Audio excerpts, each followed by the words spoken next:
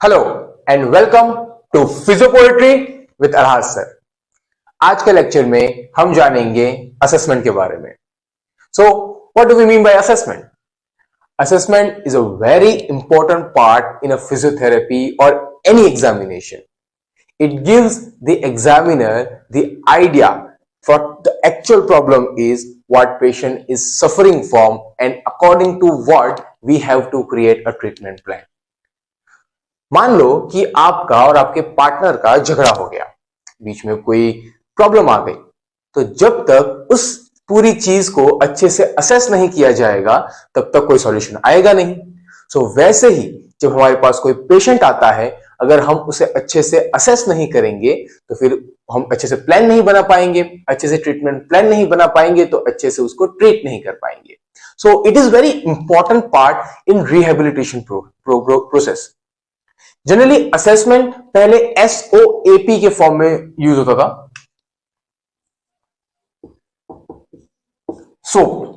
जो हम सुबह सुबह यूज करते हैं। So no, it's a different one. So stands for subjective, objective, assessment and plan. According to this we should know about the patient, what problem he or she is facing. According to that we have to assess that patient, and by the base of all of this thing we have to create a treatment plan and we have to treat the patient. Video के and तक बने रहिएगा। And में मैं आपको बताऊंगा कि exam में किस तरह से लिखना है, और अगर आपके पास जब पेशेंट आता है तो उसे किस तरह से हमें असेस करना है। Starting with the general assessment, मैंने यहाँ पे असेसमेंट जनरली लिखा हुआ है। असेसमेंट हम न्यूरोलॉजिकल असेसमेंट होता है, आपका कार्डियो का असेसमेंट आता है, ऑर्थो का असेसमेंट आता है, पीडिया का असेसमेंट आता है, वुमेन्स हेल्थ का असेसमेंट आता है।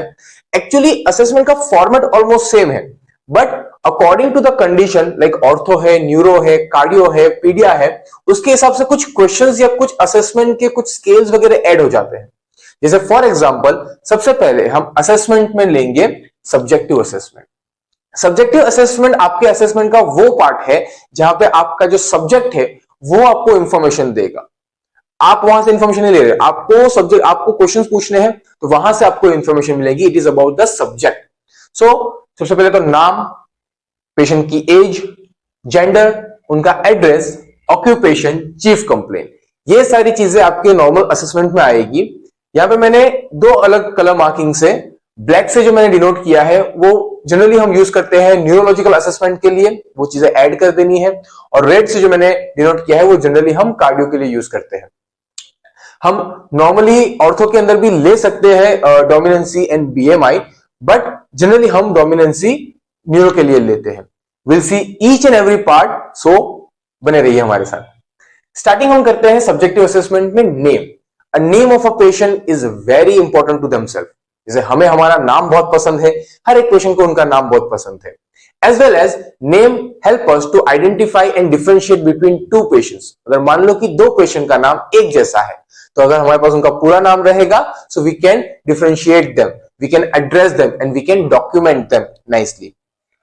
एज क्यों जरूरी है? क्योंकि कई बहुत सारी कंडीशन ऐसी होती है जो कुछ पर्टिकुलर एज पे होती है, जिसकी वजह से हमें मदद पता चलता है कि अगर हमारा सब्जेक्ट उस एज कैटेगरी में है तो वो उन पॉसिबिलिटीज के अंदर है कि उसे जो कंडीशन हो सकती है।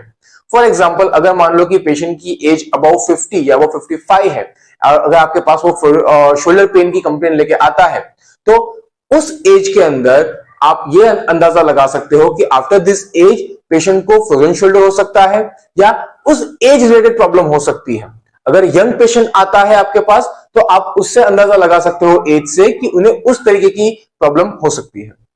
जेंडर, बहुत सारी कंडीशन ऐसी होती है जो जेंडर के ऊपर डिपेंड करती है। फीमेल के अंदर प्रोमिनेंस ज्यादा होते हैं मेल के मुकाबले। कई कंडीशन ऐसी होती है जहां पे मेल को ज्यादा चांसेस होते हैं वो चीज होने के। सो दैट्स व्हाई जेंडर। ऑल्सो अगर मान लो कि बहुत सारे कॉमन नेम्स होते हैं मेल और फीमेल में, so gender also help us to identify whether it's a male और female for documentation purpose.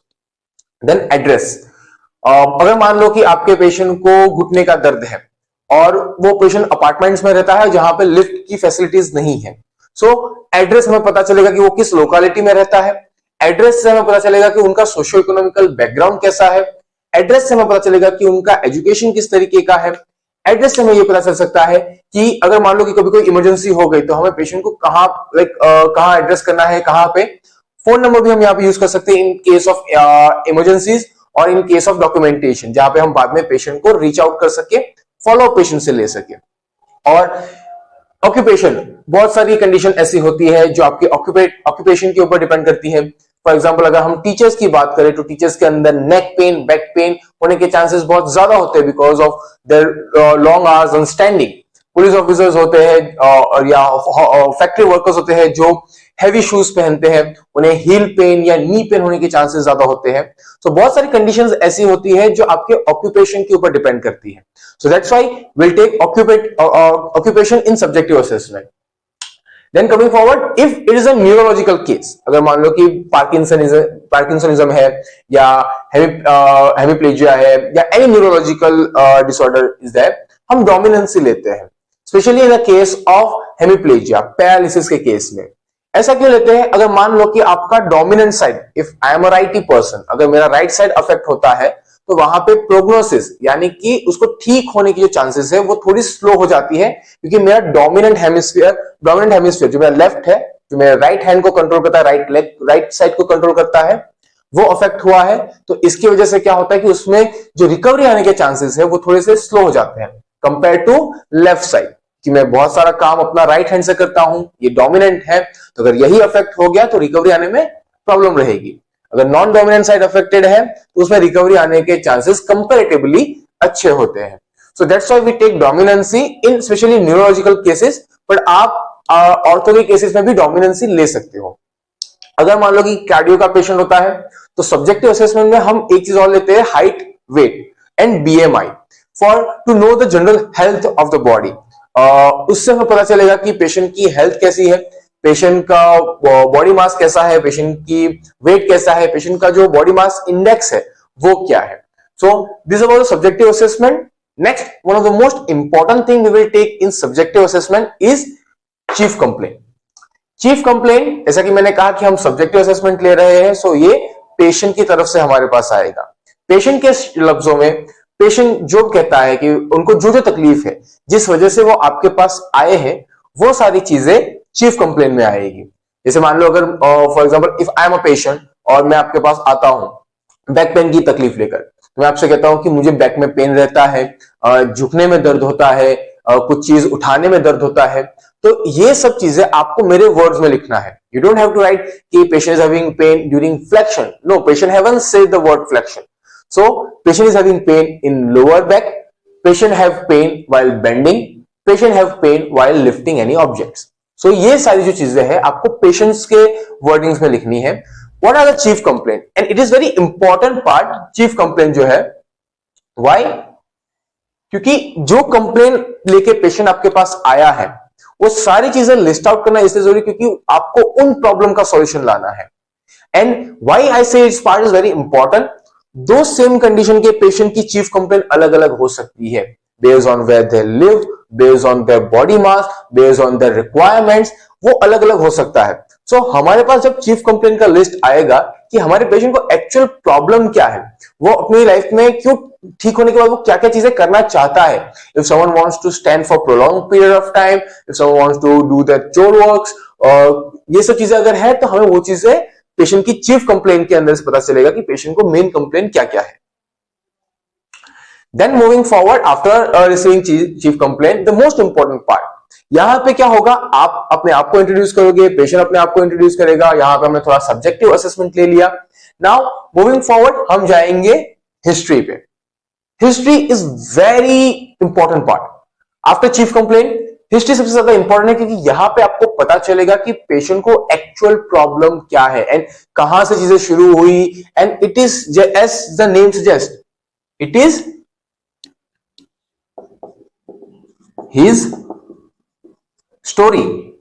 So we have to let the patient to narrate the story, but story में stick to the problems, कहीं इधर उधर ना चले जाए, क्योंकि बहुत बार ऐसा होता है जब हम पेशेंट से हिस्ट्री पूछते हैं, पेशेंट एक चीज बताने लगते हैं और कभी हम भी बातों में लग जाते हैं। सो कभी कभी बातें जो मुद्दे की है वहां से हटके कहीं दूर चली जाती है। So we have to avoid that and it is actually a story, his or her, for all the patients. So it is a story which we retrieve from the patient by asking open-ended question. अब open ended questions क्या होते हैं? दो तरह के questions होते हैं mostly, close ended questions and open ended questions. Close ended questions में आपको शॉर्ट आंसर मिलेगा, हाँ, ना, सुबह, शाम, दोपहर, लिमिटेड आंसर्स। लेकिन ओपन एंडेड क्वेश्चंस में आपको पेशेंट खुल के बताएगा, वो एक शब्द में या एक सेंटेंस में आंसर नहीं होगा, it will be a bit longer. So हमें वैसे क्वेश्चंस पूछने हैं। ओके, हिस्ट्री के अंदर सबसे पहले हम लेंगे प्रेजेंट हिस्ट्री। प्रेजेंट हिस्ट्री और प्रेजेंट हिस्ट्री के अंदर हम ये देखेंगे कि पेशेंट को जो प्रॉब्लम हो रही है वो कब से स्टार्ट हुई है। Patient was okay till when? 1 year back, 6 month back, 3 month back, 3 महीने से पहले पेशेंट को सब कुछ ठीक था। Let the patient tell his story or her story from this point of view कि 3 महीने पहले या 2 महीने पहले सब ठीक था। So we have to ask a question कि भाई क्या प्रॉब्लम हुई, कब से प्रॉब्लम शुरू हुई। हमें ये तो पता नहीं यहाँ पे चीफ कंप्लेंट में कि क्या क्या प्रॉब्लम है, तो कब से प्रॉब्लम शुरू हुई, वो प्रॉब्लम शुरू होने के बाद आपने उसमें क्या क्या करवाया। सबसे जब पहले प्रॉब्लम शुरू हुई तब पहले क्या आपने फील किया। और ये जो पार्ट है हिस्ट्री वाला, जहां पे आपकी कम्युनिकेशन हो रही है, we have to be a good listener here. हमें अच्छा श्रोता बनना पड़ेगा। हम बोल तो सकते हैं अच्छा, लेकिन हमें सुनना पड़ेगा। यहाँ we have to be a good listener because we have to listen what the patient says, we have to listen and understand what he has been through, we have to listen और उसके basis पे हम assessment बनाएंगे। So यहाँ पे हमें patient का confidence देना है, पेशेंट से अच्छा एक रेपो बनाना है, पेशेंट हमारे साथ कंफर्टेबल हो जाना चाहिए because we will need that comfort in the later part of the examination. So present history के अंदर हम पेशेंट को पूछेंगे कि कहां से प्रॉब्लम शुरू हुई। उससे पहले सबसे पहले उन्होंने वहां पे तो क्या हुआ, मान लो पेशेंट अगर गिर गया तो कैसे गिरा, बिकॉज हमें पता चल सकता है कि मान लो कि patient, I just give an example, if a patient have a fall and has a fall on a outstretch hand, तो यहां पे क्या होगा, आपको मैकेनिज्म ऑफ इंजरी समझ में आएगी कि पेशेंट अगर गिरा तो कैसे गिरा, कितनी हाइट से गिरा, कितने जोर से गिरा, बाइक से जा रहा था कितनी स्पीड में जा रहा था, टक्कर लगी तो सामने वाली गाड़ी कितनी स्पीड से आ रही थी। So you can get the amplitude of the impact, you can sense that जो प्रॉब्लम हुई है वो किस मैकेनिज्म में हुई है। पेशेंट ट्विस्टेड हिज एंकल, तो वहां पे क्या फोर्स लग रहा होगा, पेशेंट की पोजीशन क्या होगी, you have to understand all of this things. उसके लिए पेशेंट को क्वेश्चंस पूछने हैं, बहुत सारे क्वेश्चंस पूछने हैं और बहुत सारे आंसर्स भी लेने हैं। Okay, so we start with what happened at the first, then will move for what he did for it. तो सबसे पहले उसने उसके लिए क्या किया, जैसे प्रॉब्लम शुरू हुई तो पहले क्या किया, किसी डॉक्टर के पास गए, किसी वैद्य के पास गए, वहां से बाद में कुछ 2-3 दिन दवाई ली, कुछ असर नहीं हुआ तो उसके बाद उन्होंने क्या किया, फिर कहीं पे एक्सरसाइज कुछ करवाई नहीं करवाई, डॉक्टर्स ने क्या कहा, कौन सी मेडिकेशंस दी, कब एक्सरे करवाया। We have to ask all of this things. अगर मान लो कि कोई गिर गया है तो हॉस्पिटल ले जाया गया या नहीं ले जाया गया, अगर चोट लगी है तो खून उनका बहा या इंटरनल ब्लीडिंग हुई। So we have to ask all of these questions, so it will help us to build our assessment strong.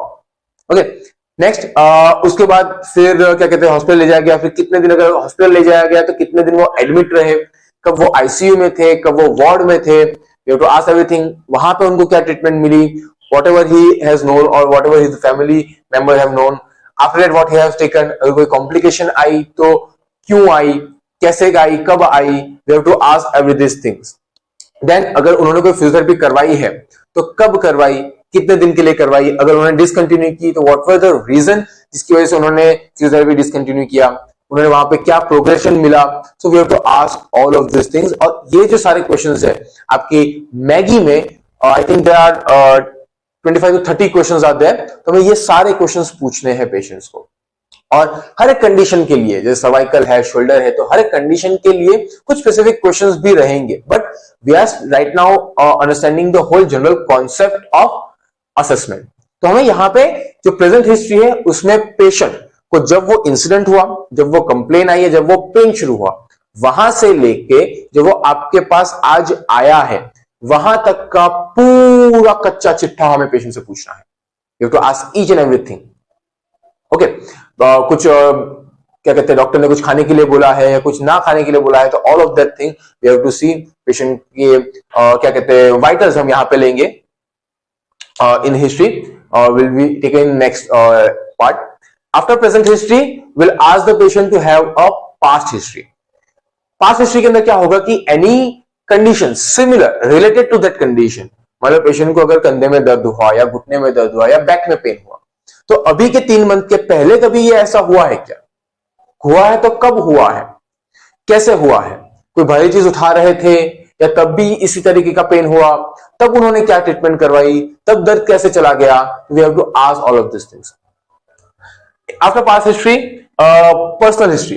Past history के अंदर I forgot to mention one thing. Past history में अगर उनका कोई any hospitalisation हुआ है, अगर उन्होंने कहीं पे एडमिट हुए हैं या पास्ट में कोई भी associated to the current problem, अगर ऐसा कुछ है तो वो हम उसको पास्ट हिस्ट्री में मेंशन करेंगे। कई बार स्टूडेंट यहाँ पे गलती कर देते हैं कि पास्ट हिस्ट्री को मेडिकल हिस्ट्री समझ के लिख देते हैं। It's a different, it's another thing. Past history में वो चीजें आएगी जो आपके अभी के प्रॉब्लम के साथ कनेक्टेड होगी। फॉर एग्जाम्पल, अगर मान लो कि अभी मुझे शोल्डर में पेन है और मैं बचपन में गिर गया था, मेरे पैर में रॉड लगी है, तो ये पास्ट हिस्ट्री में नहीं आएगा, ये मेडिकल हिस्ट्री में आएगा। अगर मान लो कि मुझे शोल्डर में पेन है एंड पास्ट में फॉर एग्जांपल मुझे पैर में मोच आ गई थी, या ये सब चीजें जो रहेगी ये पास्ट हिस्ट्री में आएगा। If I have a headache right now, I have a neck pain, और यही सेम काइंड ऑफ कंडीशन मुझे पहले भी आ चुकी है, then it will come into past history. Shoulder pain रहा है और उसके साथ साथ मुझे हेडेक भी रहा है पहले, it will come into past history. तो पास्ट हिस्ट्री में वो चीज आएगी जो आपके करंट प्रॉब्लम के साथ एसोसिएटेड है। पर्सनल हिस्ट्री, पर्सनल हिस्ट्री के अंदर पेशेंट की हैबिट्स, पेशेंट की लाइफस्टाइल, टोबैको का सेवन वो कर रहे हैं, सिगरेट स्मोकिंग है, अल्कोहल कंजप्शन वो करते हैं या नहीं, because all of this thing will happen to hamper or to somewhere affect the current assessment. So personal history के अंदर ये सब चीजें आएगी, पेशेंट की हैबिट्स, अल्कोहल कंजप्शन, स्मोकिंग वो करते हैं या नहीं, तो ये सब चीजें वहां पे आएगी। फैमिली हिस्ट्री, फैमिली हिस्ट्री के अंदर पेशेंट की फैमिली में किसी को सिमिलर काइंड ऑफ प्रॉब्लम रही है या नहीं। अगेन इसके अंदर भी शोल्डर पेन अगर मुझे है, तो अगर मेरे फादर को नी पेन था तो हम इसको यहाँ पे कोरिलेट नहीं कर पाएंगे, बट हाँ उन्हें अगर सेम शोल्डर पेन की कंप्लेन रही है तो वो यहाँ पे हम मेंशन करेंगे। सो फैमिली हिस्ट्री, फैमिली के अंदर किसी को भी कोई प्रॉब्लम रही है या नहीं। Socio economical condition, socio economically patient का बैकग्राउंड कैसा है, उनका एजुकेशन, वो किस एरिया में रहते हैं, उनकी जॉब, उनका सैलरी, बहुत ज्यादा पर्सनल नहीं हो रहा है इसमें, बट यहाँ पे हम सोशियो इकोनॉमिकली पेशेंट की कंडीशन समझने की कोशिश करेंगे।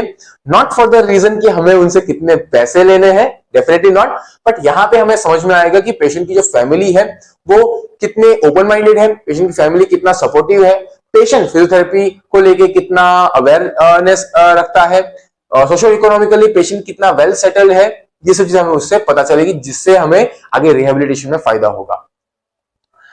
अदर एसोसिएटेड डिजीज, अगर मान लो कि पेशेंट को और कोई कंडीशन है, hypertension, diabetes, such kind of disease will occur in to this.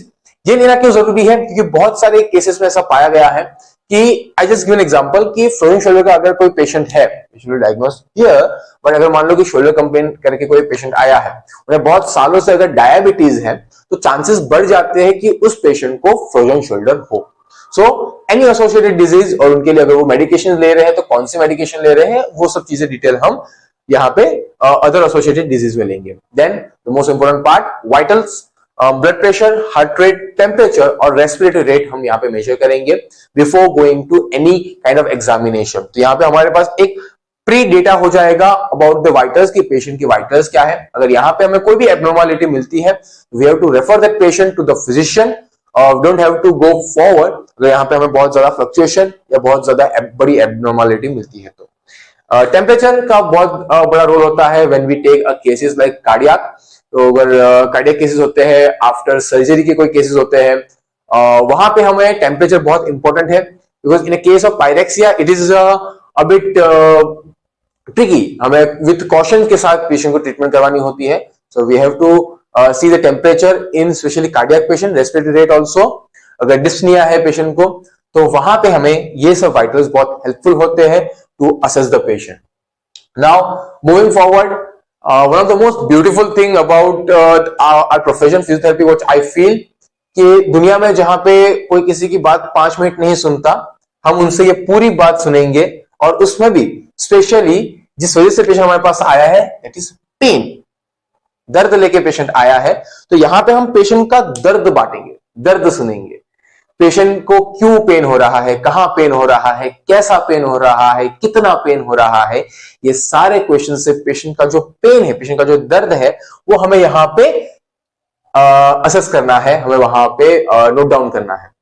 And while we ask this questions to the patients, I understand बहुत सारे questions हैं, बहुत सारी चीजें पूछनी है, तो we have to make sure that our patient is comfortable with us, उनका हमारे साथ एक अच्छा रेपो बन गया है.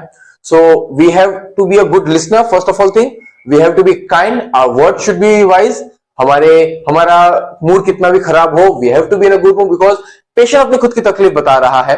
And if they see you in stress, they see you in discomfort, तो वो अपने आप को खुल के बता नहीं पाएंगे, खुल के वो अपने आप को एक्सप्रेस नहीं कर पाएंगे. So one of my favourite thing is asking about a pain assessment. हम यहाँ पे पेशेंट को जो पेन हो रहा है, जो तकलीफ है, उसका असेसमेंट लेंगे. सो सबसे पहले साइट ऑफ पेन, पेशेंट को कहां पेन हो रहा है. एक पिन पॉइंट लोकेशन पे पेन है, या वो पेन नीचे की तरफ रेडिएट हो रहा है, एक एरिया में रेफर्ड हो रहा है.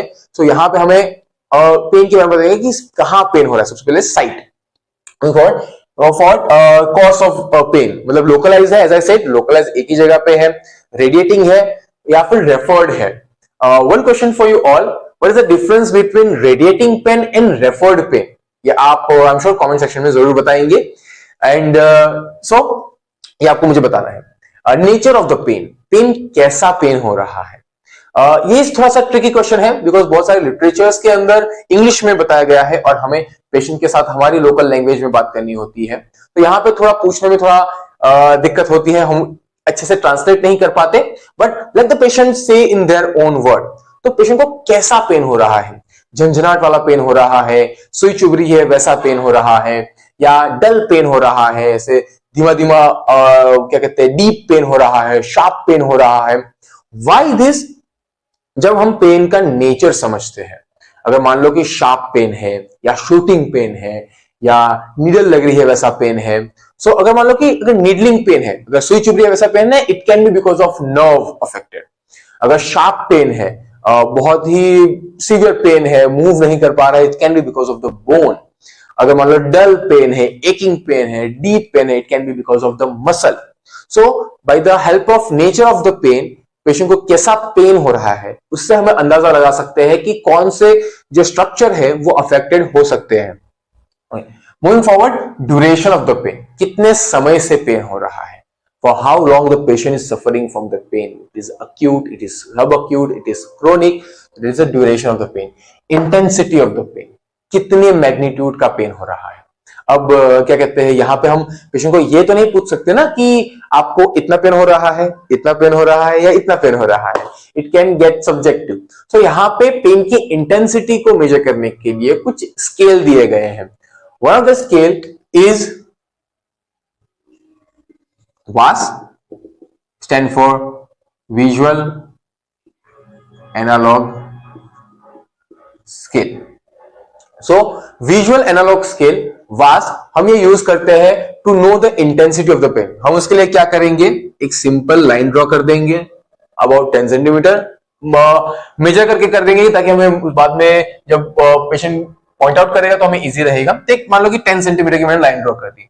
अब मुझे पेशेंट को कहना है कि यहाँ पे आपका पेन सबसे लोएस्ट है, यहाँ पे आपका पेन सबसे हाईएस्ट है. एक पिन करके मुझे बताइए कि आपका पेन कहाँ पे है. मान लो कि पेशेंट ने पहले दिन आके यहाँ पे पिन किया. अब आपको ये वापस अपना जो स्केल रखना है and you have to denote कि ये आपका आया है 7 फॉर एग्जांपल. तो पेशेंट को पहले दिन पे 7 इंटेंसिटी का पेन है, और ये हमारा डॉक्यूमेंटेशन में बाद में काम आएगा. 15 दिन बाद या एक हफ्ते बाद जब हम पेशेंट का वापस रीअसेस कर रहे हैं तो ये 7 से कम हुआ या नहीं, इंटेंसिटी कम हुई या नहीं, ये जानने के लिए काम आएगा. Then second scale is NPRS, numerical pain rating scale. NPRS के अंदर वो भी वास जैसा ही है, बस इसके अंदर हम नंबर्स डिनोट कर देंगे. 0, 1, 2, 3, 4, 5, 6, 7, 8, 9 एंड 10. यहाँ पे नंबर्स डिनोट कर देंगे. पेशेंट को बताएंगे कि 0 मतलब आपको बिल्कुल पेन नहीं है, 10 मतलब हाईएस्ट इंटेंसिटी का पेन है, 5 मीन्स मीडियम पेन है, अप अब पेशेंट को ये बताना है कि उनको कौन से नंबर का पेन हो रहा है। This we can know about कि पेशेंट ने बोला 5 इंटेंसिटी, तो यहाँ पे पेशेंट को आज 5 इंटेंसिटी का पेन है। और ये पेन भी before doing any activity, after doing the activity, कौन सा पेन कितना बढ़ता है। तो पेशेंट कहता है कि चलो बिफोर एक्टिविटी 5 है, बट जब वो कोच एक्टिविटी करते हैं तो उनका पेन 7 हो जाता है। तो हमें ये चीजें डॉक्यूमेंटेशन में रखनी है। ओके, एक और पेन का क्वेश्चन है, that is McGill pain question.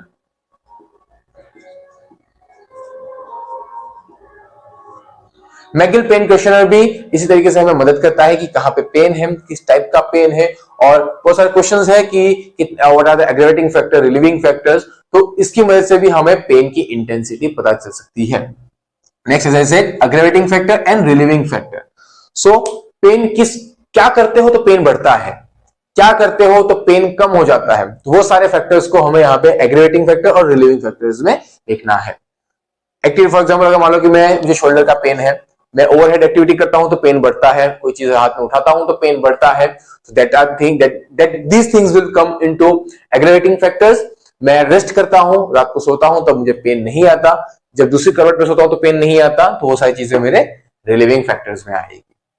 Okay, moving forward, अगर मान लो कि इसके बाद अगर आपका कार्डियो का पेशेंट है, कोई आपके पास कार्डियो का अगर आप असेसमेंट ले रहे हो, तो उनके अंदर हम व्हीज, चेस्ट पेन, ब्रेथलेसनेस, कफ और स्पुटम, ये चीजें भी असेस करेंगे। व्हीज मतलब एक साउंड जो आपके लंग से आता है वो, चेस्ट पेन अगर हो रहा है पेशेंट को, ब्रेथलेसनेस है, कफ अगर आ रहा है, cough is a response towards the external, अगर मान लो कि अगर अंदर कोई स्पुटम है उसको बाहर निकालने के लिए जो मैकेनिज्म है, इट्स अ कफ, इसकी वजह से वो बाहर निकलता है। कफ और स्पुटम, जो आपका स्पुटम बाहर निकलता है वो किस टाइप का है, किस कलर का है, तो ये जो सारे क्वेश्चंस है, और उसका duration, severity, pattern and associated factors, ये क्वेश्चंस हम पूछेंगे when we have a patient of cardiac problem. Generally neuro में या ऑर्थो में हम ये क्वेश्चंस नहीं पूछते, बट हाँ डेफिनेटली कार्डियो के अंदर जरूर पूछते हैं।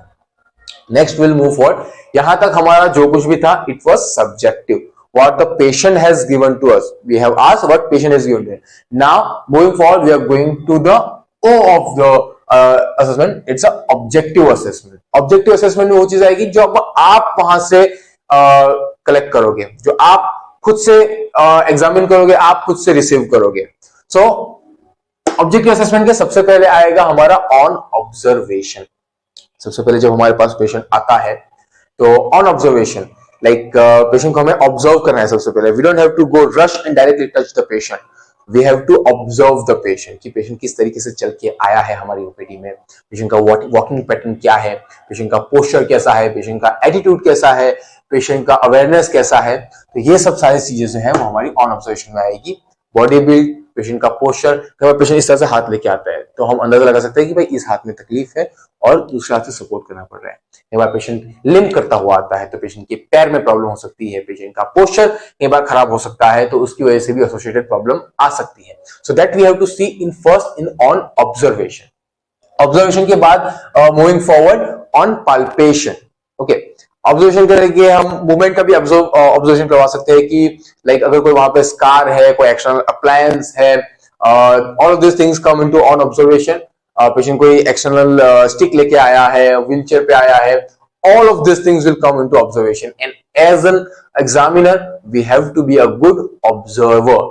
पेशेंट कौन से मसल ज्यादा यूज कर रहा है, पेशेंट का जिसे हमें काइनेमेटिक्स में हम देखते हैं कि पेशेंट के कौन से एंगल बनते हैं, कितना रेंज होना चाहिए, तो इसमें जो भी डेविएशन होते हैं तो we have to be a very good observer. And one of a tip which I have received from one of my teacher, that if you are a good observer, you will be a good therapist. Moving forward on palpation, हमारे लिए हमारे जो हाथ है, this thing they are very special. So palpate करके हमें बाद में देखना है। ऑब्जर्व कर लिया, कोई डिस्कलरेशन है या नहीं वो हमने ऑब्जर्व कर लिया, then we have to palpate, we have to touch the patient. Palpation के अंदर हम चेक करते हैं कि टिश्यू का टेक्सचर कैसा है, पेशेंट के जो टेंडरनेस है या नहीं है, पेशेंट पाल्पेशन में हम चेक करते हैं कि कोई इडीमा है वो कैसा है। तो ये सब सारी चीजें जो है वो हम पाल्पेट करेंगे। Tenderness, spasm, trigger point, all of this thing will palpate. In case of cardiac condition, auscultation and percussion. Auscultate करते हैं, हम सुनते हैं with the help of stethoscope, percussion करते हैं with the help of this, with the help of our finger. So इससे हमें पता चलता है कि if there any fluid accumulated in the lungs or not. तो ये चीजें पाल्पेशन के अंदर, अगर हम कार्डियो पेशेंट देख रहे हैं तो ये दो चीजें वहां पे ऐड हो जाएगी।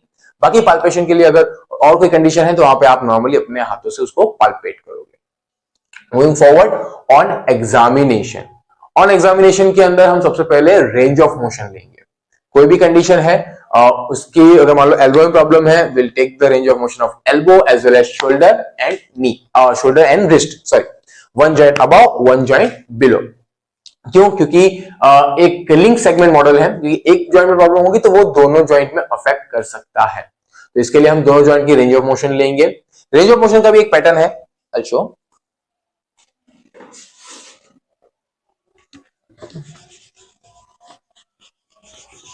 Range of motion as we all know, हम एक्टिव रेंज ऑफ मोशन ले सकते हैं, हम पैसिव रेंज ऑफ मोशन ले सकते हैं। So in kind of range of motion, अगर हम मान लो कि शोल्डर जॉइंट के लिए रेंज ऑफ मोशन ले रहे हैं, तो शोल्डर जॉइंट के अंदर flexion, extension, abduction, adduction, medial rotation, lateral rotation, so ये सारी चीजें, for example flexion, extension and so on, यहां पे हम लेंगे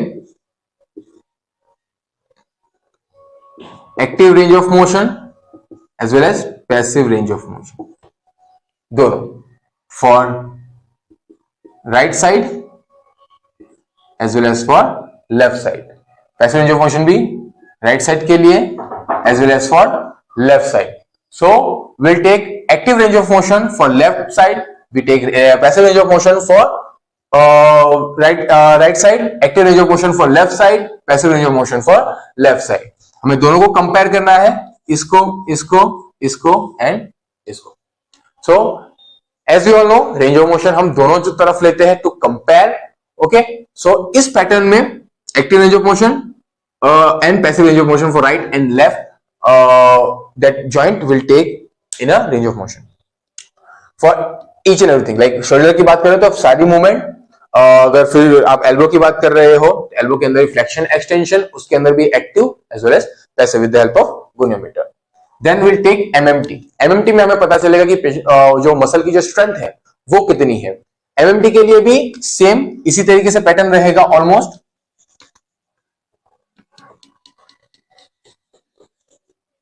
so for MMT, for example अगर मान लो कि मैं शोल्डर जॉइंट के आसपास के मसल्स के एमएमटी देख रहा हूं या एक्शन वाइज देख रहा हूं, if I see the anterior deltoid और शोल्डर फ्लेक्शन, तो यहां पे भी जो मैं एमएमटी लूंगा वो right side and left side को कंपेयर करते हुए कि यहां पे कितनी एमएमटी आई, 4 आया, लेफ्ट साइड आपका 4 प्लस आया। तो इस तरीके से बाकी सारे मसल्स के, बाकी सारे जॉइंट्स के हम इसी तरीके से एमएमटी भी लेंगे। For joint play, joint play that means कि आपके जॉइंट में कितना स्पेस है, कितनी मोशन अवेलेबल है, कितना आप वहां पे मोशन कर सकते हो, उसको आप मोबिलाइज करके उस जॉइंट प्ले को देख सकते हो। पेशेंट को पैसिवली मूव करा के जॉइंट प्ले का अंदाजा लगा सकते हो कि अगर कोई ऑब्स्ट्रक्शन है या नहीं है। वहां पे हमें एंडफिल का पता चलेगा कि कोई एब्नॉर्मल एंडफिल है या नॉर्मल एंडफिल है, या उससे हमें पता चलेगा कौन सा सॉफ्ट टिश्यू जो है वो रिस्ट्रिक्ट कर रहा है मोशन को। Then will take limb length measurement, limb length discrepancy, जिसके ऊपर हम एक अलग से वीडियो बनाएंगे और लिम्ब लेंथ चेक करेंगे। Then will see the girth of muscle, muscle mass कितना है, वास्टिंग हुई है या नहीं है वो चेक करेंगे। विल सी द गेट के सारे पैरामीटर्स हम वहां पे देखेंगे, डिटरमिनेंट्स देखेंगे, आपके जो स्पाशियल पैरामीटर्स है, टेम्पोरल पैरामीटर्स है, वो सारे हम असेस करेंगे in this thing in examination. Sensor examination, reflex examination we generally do in neurological cases. Neuro के अंदर हम higher cortical functions, cranial nerve के भी असेसमेंट लेते हैं, as well as bowel and bladder का भी असेसमेंट लेते हैं, because bowel and bladder are the first sign जो आपके सेंसेशन रिटर्न आने के चांसेस होते हैं, वहां से हमें पता चलता है। बैलेंस का असेसमेंट लेते हैं in neurological condition, coordination, tightness and tone, ये जो सारी चीजें हैं हम जनरली आपके जो न्यूरोलॉजिकल पेशेंट होते हैं उनमें खास तौर पे ये एग्जामिनेशन के अंदर इंक्लूड करते हैं। बाकी ये तो हमारा रहता ही है। अगर ऑर्थो का पेशेंट है तो उन्हें हमारा हायर कॉर्टिकल फंक्शन या क्रेनियल नर्व शायद देखने की जरूरत ना पड़े, बॉवेल ब्लैडर देखने की जरूरत ना पड़े, बैलेंस हम कभी कभी देख सकते हैं अगर लोअर लिम्ब अफेक्टेड है, कोऑर्डिनेशन शायद इतना हमें असेस करने की जरूरत ना पड़े। टाइटनेस हम देख सकते हैं और मसल का टोन इतना अफेक्ट ना हो। सो ऑर्थो के लिए ये जो सारी चीजें हैं वो हम स्पेशली मेंशन करते हैं। जरूरत पड़ने पे अगर पेशेंट के नर्व अफेक्ट हुए हैं ऐसा कुछ है तो हम सेंसरी चेक कर सकते हैं, तो इसको मैंने दोनों में इंक्लूड किया हुआ है। रिफ्लेक्स भी हम चेक कर सकते हैं। Okay, moving forward, functional examination. Functional examination के अंदर पेशेंट फंक्शनली क्या क्या चीजें कर पा रहा है, क्या क्या चीजें नहीं कर पा रहा, फंक्शनली वो कितना एक्टिव है, ये सारी चीजें हम फंक्शनल एग्जामिनेशन में लिखेंगे। Almost similar kind of your chief complaint but in a well tailored way. Patient को बाथिंग में प्रॉब्लम हो रही है, डे टू डे एक्टिविटी में प्रॉब्लम हो रही थी, वो सारी चीजें इनकी फंक्शनल जो जो चीजें वो नहीं कर पा रहा है वो हमारा फंक्शनल एग्जामिनेशन में आएगा। Then come your special test. Special test हम उसलिए चेक करते हैं कि अगर मान लो कि रूल आउट करने के लिए कि कौन सा स्ट्रक्चर अफेक्टेड है, कौन से मसल अफेक्टेड है, जैसे अलग अलग स्पेशल टेस्ट होती है जो आपके मैगी में अच्छे से एक्सप्लेन की गई है। We don't go into details right now हर स्पेशल टेस्ट में, बट फॉर एग्जांपल अगर मान लो कि शोल्डर की बात कर रहे हैं तो यर्गसन टेस्ट है, स्पीड टेस्ट है, आपका क्या कहते हैं बाकी आपके थॉमस टेस्ट है। तो ये जो सारी टेस्ट है वो आपके शोल्डर के लिए अलग अलग स्ट्रक्चर को अफेक्ट करते हुए, अलग अलग स्ट्रक्चर को पिन करते हुए आती है। तो ये जो सारी चीजें वो हम स्पेशल टेस्ट में यूज करेंगे। यहां पे हमें अंदाजा आएगा कि पेशेंट को जो प्रॉब्लम हो रही है वो कौन से स्ट्रक्चर की वजह से प्रॉब्लम हो रही है और कौन सा स्ट्रक्चर अफेक्टेड है। तो whatever the test is positive हम उसे यहाँ पे मेंशन करेंगे। इन्वेस्टिगेशन यानी एक्सरे, सीटी स्कैन और एमआरआई, पेशेंट ने अगर इन्वेस्टिगेशन में कुछ करवाया है तो उसके अंदर जो फाइंडिंग आई है हम वो उसे यहाँ पे मेंशन करेंगे। Then comes differential diagnosis. Differential diagnosis के अंदर क्या होता है कि अगर मान लो कि कोई भी एक कंडीशन है, नी की कंडीशन है, तो वहां पे पेशेंट की कंप्लेन को देखते हुए कितनी पॉसिबिलिटीज है कंडीशन की जो वहां पे हो सकती है। नी की प्रॉब्लम लेके पेशेंट आया है तो वहां पे एन नंबर ऑफ पॉसिबिलिटीज है कि वो कंडीशन हो। फॉर एग्जाम्पल हम मान के चलते हैं कि यहाँ पे 5 कंडीशन ऐसी है जो पॉसिबल है कि पेशेंट के अंदर हो सके। उन 5 के अंदर आपने अभी तक जो भी असेसमेंट लिया, जो भी हिस्ट्री ली, आपने जो कुछ भी असेस किया, उसके बेसिस पे आप कौन से नतीजे पे पहुंचे हो, कौन सी कंडीशन की प्रोबेबिलिटी ज्यादा है, that one you have to find. और वो जो एक कंडीशन है वो आपका बनेगा provisional diagnosis. Okay, provisional diagnosis आपका बना कि वो कंडीशन कौन सी है। आफ्टर प्रोविजनल डायग्नोसिस आप शॉर्ट टर्म गोल बनाएंगे। What are the short term goal, जिसकी वजह से, इसकी मदद से पेशेंट जो हमें तुरंत अभी रिजल्ट चाहिए, जो हमारे जो गोल हमें तुरंत अचीव करने हैं, whether it is pain, inflammation, edema, जो शॉर्ट टर्म गोल है वो हमारे यहाँ पे आएंगे। Then your long term goal की आगे चल के 2-3 हफ्ते बाद या 1 महीने बाद patient what he is able or her able to do in that part, तो हम लॉन्ग टर्म गोल के अंदर उन गोल्स को मेंशन करेंगे। बाय दैट उसके हिसाब से हम हमारा फिजियोथेरेपी मैनेजमेंट बनाएंगे, उस हिसाब से प्रोटोकॉल बनाएंगे। होम एडवाइस क्या देनी है पेशेंट को, कौन कौन सी एक्सरसाइज हमें बतानी है वो हम मेंशन करेंगे। Then will write a follow up, कि पेशेंट को फॉलो अप के लिए कब आना है, फॉलो अप के लिए उसके अंदर क्या क्या अपडेट हमें देखने को मिला है, that will write into follow up. So this is whole is your assessment. ये हमें असेसमेंट में ये सारी चीजें इंक्लूड करनी है।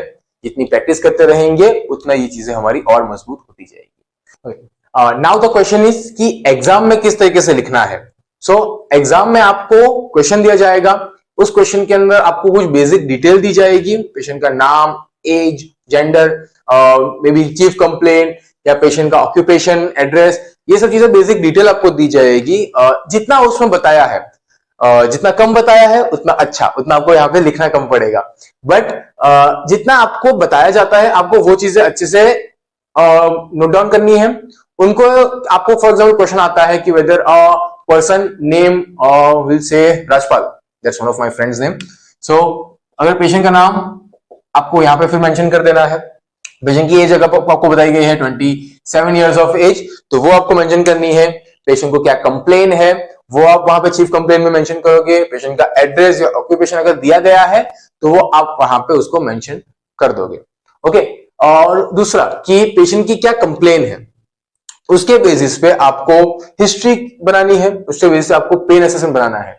डोंट वरी, जो आप जनरली बच्चे डरते हैं कि सर जो चीजें दी ही नहीं गई है वो कैसे मेंशन करें, वो मेंशन नहीं करनी है। बस हम वहां पे क्या ले सकते हैं वो हमें डिनोट करना है।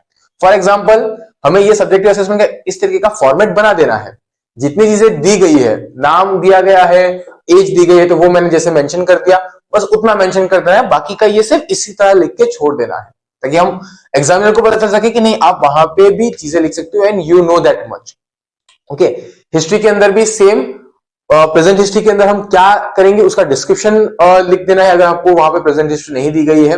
ऐसा तो जनरली होता नहीं है, थोड़ी बहुत हिस्ट्री वो दे देते हैं ताकि आप उसके बेसिस पे थोड़ा बहुत बना सको। पास्ट हिस्ट्री के अंदर आप क्या चीजें लोगे वो मेंशन कर देना है, personal history, family history, socio economical condition, क्या क्या चीजें आप ले सकते हो वहां पे वो आपको वहां पे मेंशन करना रहेगा।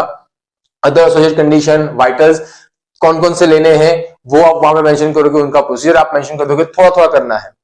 पेन असेसमेंट के अंदर आप क्या क्या चीजें देखोगे, कौन कौन से पॉइंट्स आप मेंशन करोगे, वो सारी चीज आपको वहां पे मेंशन करनी है, चाहे आपको उसके लिए आंसर ना मिले या आंसर वहां पे मेंशन ना हो, बट ये आपको वहां पे एक्सप्लेन मेंशन कर देना है और हो सके उतना उसको एक्सप्लेन कर देना है इन शॉर्ट, क्योंकि आपको आगे बहुत सारी चीजें लिखनी है, तो एक ही चीजों पे ज्यादा टाइम वेस्ट नहीं करेंगे हम। रिक्वायर है तो वो लिख दो। ऑब्जेक्टिव असेसमेंट के अंदर, ऑब्जर्वेशन के अंदर आप क्या क्या चीजें देखोगे by just reading that case, वो आप वहां पे मेंशन कर सकते हो बाय योर इमेजिनेशन। पाल्पेशन के अंदर आप क्या क्या चीजें करोगे वो आप वहां मेंशन कर सकते हो। फॉर एग्जांपल अगर मान लो कि वहां पे मेंशन है क्वेश्चन के अंदर कि स्कार है पेशेंट को, कोई इंजरी हुई है या कोई ऑपरेशन हुआ है, तो स्कार वहां पे होगा डेफिनेटली, तो वो स्कार कैसा है वो आपको वहां पे मेंशन करना है कि अगर मोबाइल है, नॉन मोबाइल है। तो ऑब्जर्वेशन के अंदर आप स्कार मेंशन करोगे कि हाँ वहां पे स्कार दिखेगा, क्योंकि क्वेश्चन में दिया गया है कि ऑपरेट हुआ है तो आपको स्कार हो सकता है, तो वहां पे ऑब्जर्वेशन के अंदर आपने स्कार मेंशन कर दिया कि स्कार देखोगे। उसके अलावा क्या क्या चीजें आप देखोगे वो आपने मेंशन कर दिया। पाल्पेशन के अंदर आपने देखा कि स्कार मूवेबल है या नॉन मूवेबल है, तो हमें वहां पे लिख देना है। दोनों लिखो, scar palpation, movable slash non movable, ठीक है, ताकि आप जब वहां पे एक्चुअली पेशेंट पे देखो तो आपको वहां पे टिक मार्क करने इजी पड़े, इजी रहे। एग्जामिनेशन में आप रेंज ऑफ मोशन क्या लिखोगे, ओके, तो सेम जैसा कि मैंने फॉर्मेट बताया था, कौन सा जॉइंट की रेंज ऑफ मोशन लोगे, कौन सी रेंज ऑफ मोशन लोगे, एक्टिव पैसिव का आप एक टेबल बना दो। सेम फॉर एमएमटी, कौन से मसल की आप वहां पे लोगे। जनरली बात है लोअर लिम्ब का अगर पेशेंट होगा आप लोअर लिम्ब के मसल्स के नाम लिखोगे एमएमटी के लिए, अपर लिम्ब का अगर कोई प्रॉब्लम होगा तो अपर लिम्ब के मसल्स का नाम लिखोगे। लिम्ब लेंथ मेजरमेंट, थोड़ा रीजनिंग दे देना है कहां से कहां तक की लिम्ब लेंथ हम चेक करेंगे, पेशेंट की पोजीशनिंग क्या होगी। गर्थ मेजरमेंट हम ले रहे हैं, कौन से मसल का गर्थ लेंगे वो मेंशन कर दो। साइट मेंशन कर दो। और गेट लोअर लिम्ब का है उसके अंदर कौन कौन से पैरामीटर्स हम देखेंगे वो मेंशन कर दो। अपर लिम्ब का अगर केस आप लिख रहे हो तो उसमें गेट मेंशन करने की जरूरत नहीं है, ठीक है, जितना जरूरी है उतना ही लिखना है। सेंसरी एग्जामिनेशन, रिफ्लेक्स जरूरी है उतना लिखो, मेंशन करो वहां पे कि आप क्या क्या चीजें उसमें ले सकते हो, ओके, जितना दिया गया है उतना वहां पे मेंशन कर देंगे। Functional examination, special test, shoulder का अगर कोई पेशेंट है तो शोल्डर के अंदर कितनी स्पेशल टेस्ट है वो हम वहां पे मेंशन कर देंगे कि कौन सी टेस्ट किस तरीके से परफॉर्म करनी है वो हम डिनोट कर देंगे। इन्वेस्टिगेशन मेंशन कर देंगे, x-ray, CT scan, MRI, okay. और डिफरेंशियल डायग्नोसिस, कौन कौन सी कंडीशंस हो सकती है जिस हिसाब से केस है, पॉसिबिलिटीज क्या क्या है वो हम मेंशन कर देंगे।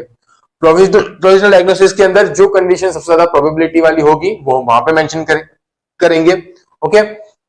शॉर्ट टर्म गोल लिखेंगे, लॉन्ग टर्म गोल लिखेंगे, फिजियोथेरेपी मैनेजमेंट लिखेंगे जो जनरली फोर्थ ईयर के स्टूडेंट्स को ज्यादा इंपॉर्टेंट होता है। थर्ड ईयर के लेवल तक आपको असेसमेंट तक यहां तक आपको गोल तक बनाना है, मेंशन तो करना ही है। Then home advice and then follow up, ये चीजें हमें एग्जाम में लिखनी है। एक बात याद रखना है कि एग्जाम में फॉर्मेट यही रहेगा, ओके। चीजें आप प्लस माइनस अपने हिसाब से कर सकते हो अकॉर्डिंग टू द पेशेंट, जितना मेंशन किया है उतना वहां पे डिनोट करो, जितना मेंशन नहीं किया गया उसका डिस्क्रिप्शन थोड़ा सा बता दो कि आप क्या कर सकते हो, so the examiner get an idea that you know how to take an assessment, okay. So that's all for today, I hope you like this lecture. अगर कुछ भी आपको लगे आप कमेंट सेक्शन में बता सकते हो। Thank you so much.